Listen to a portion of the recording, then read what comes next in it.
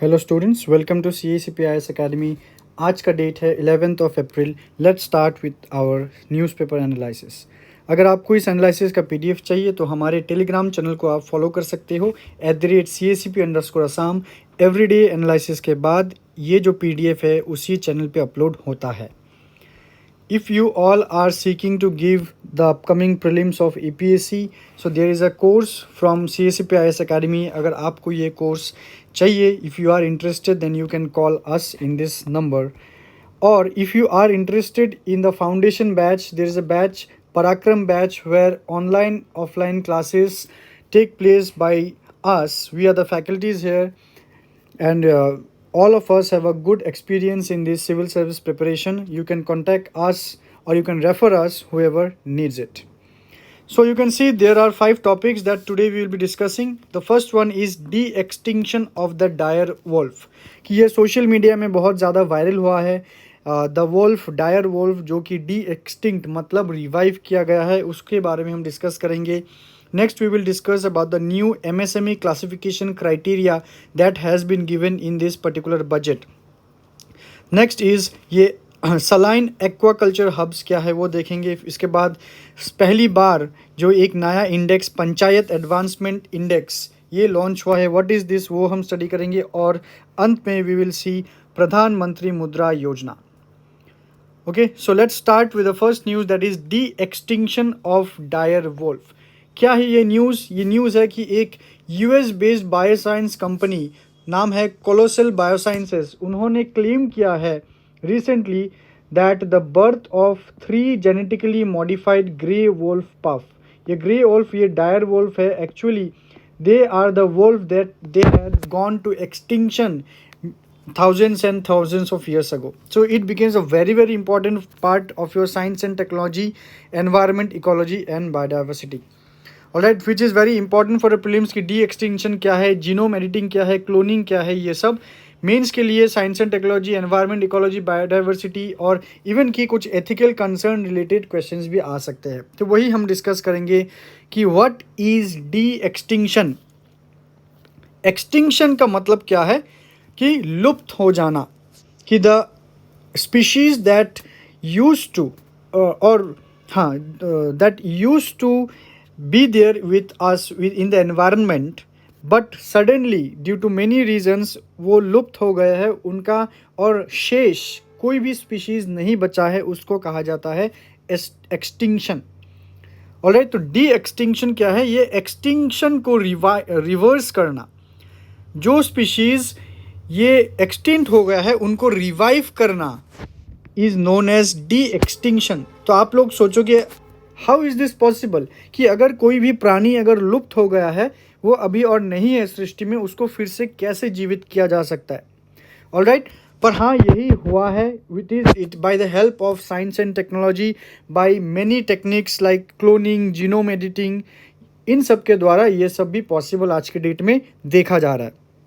Alright, so let's give a read. De-extinction, also known as species revivalism or resurrection biology, is the process of reviving extinct species using advanced biological tool. कुछ advance biological tool को use करके उन्हीं species को revive किया जाता है. जैसे कि ये फर्स्ट है क्लोनिंग. ओके, क्लोनिंग मतलब क्या है? जो मतलब क्या है, the species that which is going to be extinct, उनका क्लोन बनाना, या फिर जिसका ब्रीडिंग और नहीं हो सकता, फिर भी जीनोम एडिटिंग करके या फिर साइंस के मदद से उनका एक copy banana, that is cloning. Genome editing मतलब उनके जो जीन है उनमें चेंजेस लाके एक, या फिर करेंटली जो एग्जिस्ट करते हैं उन सब स्पीशीज़ जो एक ही फैमिली से बिलोंग करते हैं, उनके पूर्वज को लाने के लिए उनके जीन में, जीनोम में एडिटिंग मतलब कुछ चेंजेस लाए जाएंगे, पुराने जैसे चेंजेस, ताकि उनके जो नेक्स्ट जो वो रिप्रोड्यूस करेंगे that will be ancient species that will come into existence. Next is selective breeding with closely related species. Alright, तो ये क्यों किया जाता है? The goal is to restore biodiversity and potentially reintroduce species into their former habitat. मतलब ये इसका गोल क्या है, इसका ऑब्जेक्टिव क्या है? कि बायोडाइवर्सिटी को रिस्टोर करना, कि जो लुप्त हो गए हैं, जिनका रहना बहुत ही महत्वपूर्ण था, वो अभी नहीं रहेंगे तो इकोलॉजी या फिर बायोडाइवर्सिटी में बहुत चेंजेस, ख़राब चेंजेस भी आ सकते हैं। तो why shall not, if it is possible, उनको फिर से लाया जाए इस पृथ्वी में, तो restore the balance. Alright, so थोड़ा सा हम देख लेते हैं अबाउट द डायर वोल्फ। देखिए कितने क्यूट क्यूट ये वोल्व है, देखने में तो पपी जैसे लग रहा है, पर एक्चुअली ये पपी नहीं, ये वोल्व है। अगर जैसा बोला गया है, अगर जैसे डायर वोल्फ ये मतलब होते थे, जिसका साइंटिफिक नेम इज़ एनोसायन डायरस, अगर वो सच्ची में वही बनते हैं तो उनका देखिए आप यहाँ पर, यू कैन जस्ट सी कि a dire wolf could be 3 feet tall and more than 6 feet in length. Length में वो 6 फीट और हाइट में वो 3.5 फीट के भी हो सकते हैं। And it weigh up to 68 kg। इतने बड़े बड़े मस्कुलर वोल्फ वो बनेंगे अगर ये बड़े हुए तो। ऑलराइट, सो ये डायर वोल्फ जो है, it dominated used to dominate southern Canada and the US before they went extinct about 13,000 years ago. 13,000 साल पहले ये एक्सटिंक्ट हो चुके थे। अभी फिर से 13,000 साल बाद उनको पूर्ण जीवित किया गया है। ऑलराइट, और they resemble the grey wolf of today. आज के दिन में जो ग्रे वोल्फ है उनको वो रिजेंबल करते हैं, but they are large in size with white coats. Alright, so these are the detail of dire wolf, कि हो सकता है ये आपके एग्जामिनेशन में पूछा जा सकता है। तो लेट्स सी कि ये जो डी एक्सटिंक्शन किया जाता है उनके फेवर में क्या आर्ग्यूमेंट है, कि क्यों ये करना चाहिए, what is the advantage. The first is biodiversity restoration, जो अभी अभी मैंने आपको बोला है कि जो लुप्त हो चुका है, जिसका इम्पॉर्टेंस बहुत ही था इकोलॉजी या फिर बायोडाइवर्सिटी में, उनको रिस्टोर करके उसी पहले जैसा बैलेंस लाया जाएगा। नेक्स्ट कि it will be a result और it is a proof of the scientific advancement की साइंस आज की डेट में द 21st सेंचुरी ये साइंस कितना आगे बढ़ चुका है कि जो एक्सटिंक्ट हो चुका है उनको भी लाया जा सकता है। एथिकल रिस्पॉन्सिबिलिटी, कि ये माना जाता है कि ये एक एथिकल रिस्पॉन्सिबिलिटी है कि जो इंसानों के कारण या फिर फॉर द नेचुरल कॉन्सिक्वेंसेस जो एनिमल्स, जो स्पीशीज़ एक्सटिंक्ट हो गए हैं इंसानों की वजह से या फिर नेचर की वजह से, तो अगर पॉसिबल हो इनको क्यों ना लाया जाए, उनके साथ एक एथिकल जस्टिस हम करेंगे। पर ये भी डिबेटेबल है भाई, सच्ची में एथिकल रिस्पॉन्सिबिलिटी है कि नहीं है, वो देखेंगे हम इस पार्ट में। और कल्चरल सिग्निफिकेंस, ऑलराइट, कि अगर कुछ कुछ ऐसे ब्रीड है, सिर्फ और सिर्फ आपका एनिमल ही नहीं, ये हो सकता है कि it is related to flora एज और फौना, दोनों का ही, तो कल्चरल सिग्निफिकेंस रहता है। कि ऐसा माना जाता था कोई भी एक रिलीजन में हो, कोई भी एक कल्चर में हो, एक पर्टिकुलर एनिमल हो, प्लांट हो, फ्लावर हो, जिसका कल्चरल सिग्निफिकेंस था, अगर उसको लाया जाए तो कितनी अच्छी बात है। पर उसके अगेंस्ट में आर्ग्यूमेंट्स भी कुछ कुछ है, जैसे कि इकोलॉजिकल रिस्क है कि अगर जो ये स्पीशीज़ एक्सटिंक्ट हो चुका है, अगर वो वापस आ जाए, अगर वो जो हम बैलेंस को सेट करने के लिए सोचे थे, पर क्या अगर वो बैलेंस बिगड़ जाए तो। रिसोर्स डाइवर्शन, जो ये जो स्पीशीज़ है डायर वोल्फ, ये तो 13,000 साल पहले एक्सटिंक्ट हुआ था, उसमें तो रिसोर्सेस बहुत चेंजेस हुए हैं। इकोलॉजी और biodiversity it has came to a change. अगर वो फिर से आ जाए तो रिसोर्स डाइवर्शन नहीं होगा क्या? क्या फूड चेन में कोई डिसरप्शन आएगा क्या?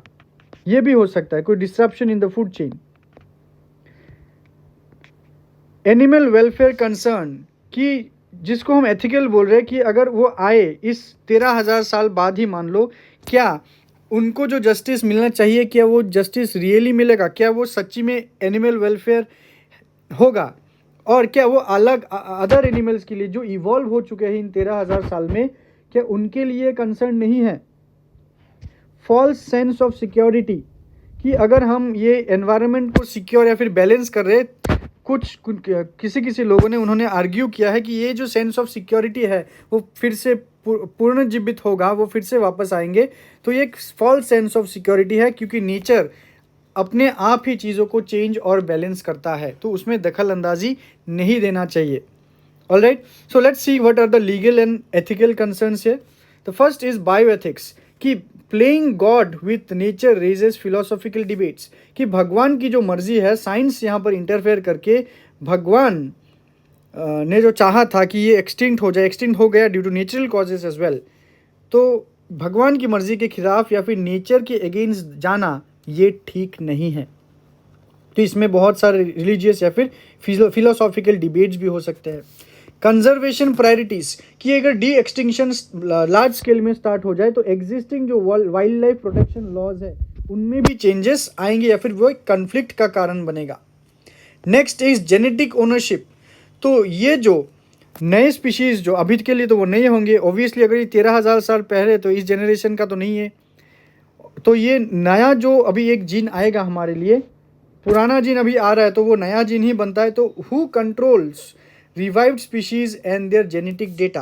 तो ये जो जेनेटिक डेटा होगा इन रिवाइव्ड स्पीशीज़ का, उनको कंट्रोल या फिर उनको रेगुलेट कौन करेगा, कौन सा कंट्री करेगा, कौन सा बॉडी करेगा। So that will be certain legal and ethical concerns. Let's see the next news, new MSME classification criteria. ये हम क्यों डिस्कस कर रहे हैं, क्योंकि ये जो रिसेंटली जो बजट आया था वहाँ में बजट में बहुत ही एक महत्वपूर्ण चेंज लाया गया इन द MSME सेक्टर कि जो MSME को जो हम इन्वेस्टमेंट और टर्नओवर क्राइटेरिया में हम जो क्लासीफाई करते थे उसी क्लासिफिकेशन में चेंजेस आया है। So which becomes very important for prelims as well as mains. देखिए MSME क्या है। MSME is your medium small and micro enterprise कि MSMEs are businesses classified based on their size, specifically their investment in plant and machinery equipment and their annual turnover। ठीक है, तो देखिए यहाँ पर एक चार्ट है, एक बिजनेस उसके इन्वेस्टमेंट, मैक्सिमम इन्वेस्टमेंट और मैक्सिमम टर्नओवर ये देख के क्लासिफाई किया जाएगा कि कौन सा माइक्रो एंटरप्राइज है, कौन सा स्मॉल है और कौन सा मीडियम है। तो अगर आप देखते हो करेंट, मतलब यहाँ पर तो करंट लिखा हुआ है पर अभी ये करंट नहीं रहा, ये रिवाइज्ड वाला अभी करंट बन चुका है, क्योंकि ये जो चेंज बजट में लाया गया था ऑन 1 फरवरी पर ये अप्रैल से लागू होना था। We are in the 11th April, so ये ऑलरेडी 1 अप्रैल से लागू हो चुका है। सो अगर एक एंटरप्राइज को अगर माइक्रो कहना है तो उसका पहले जो था 1 करोड़ मैक्सिमम इन्वेस्टमेंट होगा उस या फिर उससे कम, और टर्नओवर का मतलब होता है सेल्स, और मैक्सिमम सेल्स उसका 5 करोड़ से अधिक नहीं होना चाहिए, तभी वो माइक्रो एंटरप्राइज होगा। फाइन, पर अभी उसको चेंज करके ये मैक्सिमम लिमिट को ₹2.5 करोड़ कर दिया गया इन केस ऑफ इन्वेस्टमेंट, और सेल्स को ₹100 करोड़ कर दिया गया in case of micro enterprise. तो अभी इसका क्या बेनिफिट है, तो स्मॉल में भी ये किया गया, देखिए कि 10 करोड़ पहले इन्वेस्टमेंट था, अभी 25 करोड़, टर्नओवर पहले 50 करोड़ था, अभी हो गया 100 करोड़, और मीडियम में 50 करोड़ मैक्सिमम पहले था, अभी हो गया 250 करोड़, पहले सेल्स मैक्सिमम 124 करोड़ था, अभी ये 500 crore. So what is the purpose of this, ये क्यों किया गया, बिकॉज अगर आप मिनिस्ट्री ऑफ MSME बोलिए, अंडर इट और under the government of India or any state government, various schemes and programs are meant for the MSMEs। MSMEs को India में बहुत ज़्यादा इंपॉर्टेंस दिया जाता है, क्योंकि इंडिया में एक large scale around 60 to 70% of the business are controlled, even the exports are controlled by the MSMEs। तो MSMEs इंडिया में बहुत ही ज़्यादा इंपॉर्टेंट है, इसीलिए एक मिनिस्ट्री अलग से बनाया गया है फॉर द MSMEs। तो मान लीजिए कोई भी एंटरप्राइज जिसका 250 करोड़ तक का टर्नओवर है तो वो माइक्रो है, अगर वो 250 से 250 से वो 260 करोड़ उसका सेल होगा तो वो MSME नहीं रहेगा, तो they will be a large enterprise. तो लार्ज एंटरप्राइज के लिए ये गवर्नमेंट स्कीम्स नहीं है। तो गवर्नमेंट जब इसको 500 करोड़ कर देगा तो जो पहले मतलब अप्रैल 1 से पहले जो MSME नहीं थे लार्ज से, वो भी MSMEs में आ जाएंगे। तो इसमें आप सोचोगे तो क्या लार्ज एंटरप्राइज होना खराब बात है? लार्ज एंटरप्राइज होना खराब बात नहीं है, ये डिमोशन नहीं है। आप सोचोगे तो लार्ज एंटरप्राइज था, अभी तो भाई मीडियम कह रहा है, इसका तो डिमोशन हो गया। नहीं, ये डिमोशन अच्छी बात कंपनी के लिए ही है, क्योंकि कंपनी को अभी ज़्यादा गवर्नमेंट से सपोर्ट मिलेगा, स्कीम के अंडर वो कवर होंगे और डिफरेंट प्रोग्राम्स के बेनिफिट्स वो ले पाएंगे। इसी वजह से ये चीज़ किया गया है। The next news is push for saline aquaculture hubs. तो क्या है, recently the union secretary and department of fisheries chaired a meeting on saline aquaculture in northern states. Fine. तो सलाइन एक्वाकल्चर क्या है? सलाइन का मतलब क्या है? सलाइन का मतलब है सॉल्ट, सॉल्टी। तो एक्वाकल्चर का मतलब it is the cultivation of crops और cultivation of aquatic organism in water bodies, all right, like fish, prawns, seaweed etc. वो है एक्वाकल्चर। तो सलाइन एक्वाकल्चर मतलब सलाइन वाटर में अगर आप एक्वेटिक ऑर्गेनिज्म को कल्टीवेट कर रहे हो तो वो होगा सलाइन एक्वाकल्चर। तो इसको अभी बूस्ट किया गया है, मतलब करेंगे government in the northern states of India. All right, northern states of India like Punjab, Haryana, UP, etc. All right, तो एक्चुअली ये saline aquaculture is prevalent in the coastal area, right. तो coastal area में ज़्यादा वो prevalent है, पर Punjab, Haryana, UP ये तो कोस्टल एरिया नहीं है, तो वहाँ पर सलाइन एक्वाकल्चर कैसे पॉसिबल है? बिकॉज वहाँ के जो कुछ ऐसे लैंड है दैट इज़ अनफिट, कुछ land that is unfit for agriculture. Why? Because the reason is the salt content of the soil. तो उन सब लैंड का जो सॉल्ट कंटेंट है वो बहुत ज़्यादा है, तो वो एग्रीकल्चर के लिए फिट नहीं है। तो इसीलिए गवर्नमेंट ने ये बोला है कि ठीक है, अगर एग्रीकल्चर के लिए वो लैंड उपयुक्त नहीं है, why not use it for aquaculture. तो उसी लैंड में सॉल्ट कंटेंट ज़्यादा है, तो उसी लैंड में हम क्या करेंगे? एक्वाकल्चर करेंगे। Alright, so why saline aquaculture? Because to utilization of unproductive land, जैसे कि इन सब स्टेट में किया जाएगा अभी कि जो अनप्रोडक्टिव है, ये जो लैंड जहाँ सॉल्ट कंटेंट ज़्यादा है उसमें प्रोडक्टिविटी नहीं है, तो उसको यूटिलाइज किया जाएगा, उसको मोनिटाइज किया जाएगा। That will help in climate resilient farming and एक पुश मिलेगा to the blue economy. Blue economy क्या है? एक्वाकल्चर, यही है ब्लू इकोनॉमी। नेक्स्ट कि पंचायत एडवांसमेंट इंडेक्स। तो इंडेक्स मतलब यहां पर जरूर कुछ ना कुछ रैंकिंग होगा। ऑलराइट, तो क्या है ये? तो देखिए, in a major stride towards localizing sustainable development goal, ministry of Panchayati Raj has launched panchayat advancement index PAI to measure progress of 2.5 lakh gram panchayat across India. तो ग्राम पंचायत का जो परफॉर्मेंस है इंडिया में, उसको प्रोग्रेस को मेजर करने के लिए ये इंडेक्स इस बार लॉन्च किया गया है। Alright, so what is this Panchayat Advancement Index? Is a composite index proposed to evaluate and rank panchayat based on key development and governance parameters. तो कुछ पैरामीटर्स होंगे जिसके ऊपर निर्भर करके ये इंडेक्स निकाला जाएगा। ऑलराइट, तो ऑब्जेक्टिव क्या है PAI का? First is to assess the performance of panchayat in governance and service delivery. Second, to promote healthy competition among panchayat, to identify gaps and provide targeted policy support and to ensure accountability and transparency in local self government। मतलब overall panchayat के performance को देखा जाएगा, और जब ये ranking होगा states के बीच एक हेल्दी कंपटीशन क्रिएट करेगा, क्योंकि एक पंचायत या फिर एक स्टेट अपने रिजल्ट्स को देखेगा कि दूसरा स्टेट वो उसने अच्छा स्कोर किया है, तो फॉर द नेक्स्ट ईयर वो स्टेट भी पंचायत को क्या करेंगे? स्टिमुली देंगे, प्रेशराइज करेंगे कि भाई आप लोग भी अच्छे से काम कीजिए, हमारा स्कोर बहुत ही लो है, स्कोर को इंक्रीज करना है। Alright, so these are the objectives of PAI। तो PAI के कुछ क्राइटेरियाज हैं, जैसे कि it is based on 435 unique indicators. ठीक है, अभी ये सब स्टडी नहीं करना है, 435 unique indicators you cannot study. Drawn from 566 unique data point aligned with the national indicator framework. ये वाला आप याद रखिए, नेशनल इंडिकेटर फ्रेमवर्क।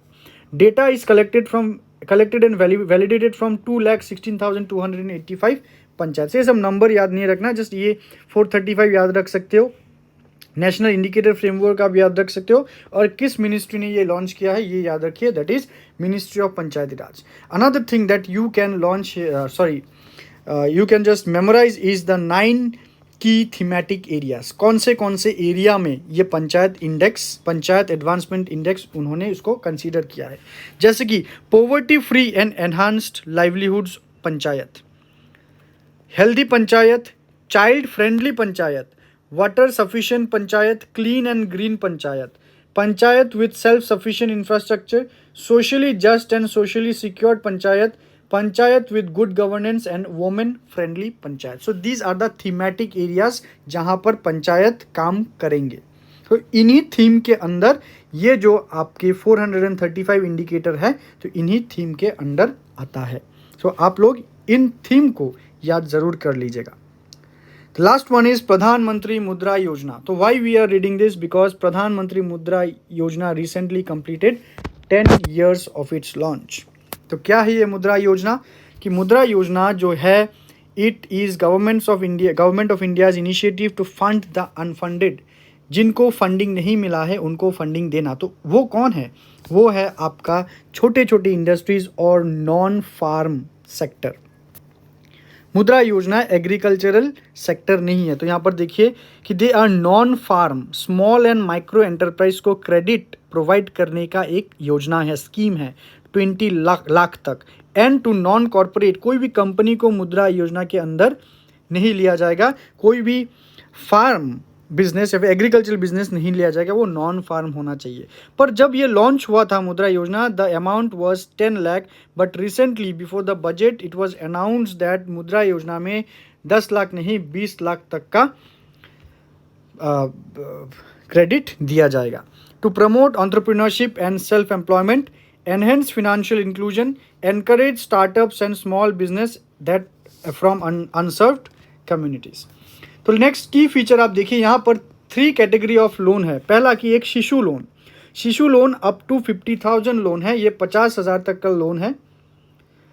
कि अगर 50,000 से ज़्यादा लोन चाहिए, 5 लाख तक का लोन चाहिए, वो होता है किशोर लोन. और आपको तरुण लोन अगर चाहिए 5 लाख के ऊपर, ये 10 लाख पहले था, अभी ये 10 लाख नहीं, it has increased now to 20 lakh. तो ये जो तरुण लोन है, ये क्वेश्चन आ सकता है कि तरुण लोन 10 लाख तक का दिया जाता है. नो, तरुण लोन अभी 20 लाख तक का दिया जाता है.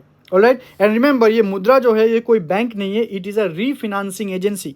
मतलब अलग अलग कमर्शियल बैंक्स को, रीजनल रूरल बैंक्स को या फिर small finance banks, alright, NBFCs, others institutions को रीफिनांस करेंगे. एक कॉर्पस वो प्रोवाइड करेंगे छोटे छोटे बिजनेस को लोन देने के लिए. Alright. So MUDRA stands for micro units development and refinance agency limited. Okay. So these are refinancing institution. So ये प्रीलिम्स के लिए बहुत ज़्यादा इंपॉर्टेंट होता है. So we have completed our analysis. So we are here with the MCQs. So यहाँ पर 4 question है. यहाँ पर 1 2 3 4. Alright. 1 2 3 4. There is a typo, ये 3 होगा, ये 4 होगा. सो ये चारों क्वेश्चन आप आंसर कर लीजिए. यहाँ पर आपका क्वेश्चन है. The first question is about good governance. The second question is about e governance. Alright. Question 1 and 2, I hope you have seen this. आप इसका स्क्रीनशॉट ले सकते हो, उसके बाद उसको आंसर करके आप कमेंट सेक्शन में ज़रूर लिखिए. And the next one is again on governance. And the last one is about central vigilance commission, that also comes under governance. तो आज जो चारों क्वेश्चन है वो गवर्नेंस रिलेटेड ही है. तो उसका आंसर आप कमेंट सेक्शन में ज़रूर दीजिए. Alright. So students, if you all are interested in the smart book of CACPIS Academy, please call us in this number and take your copy. Thank you so much. We will be again discussing on several topics in the next session. Till then, take care.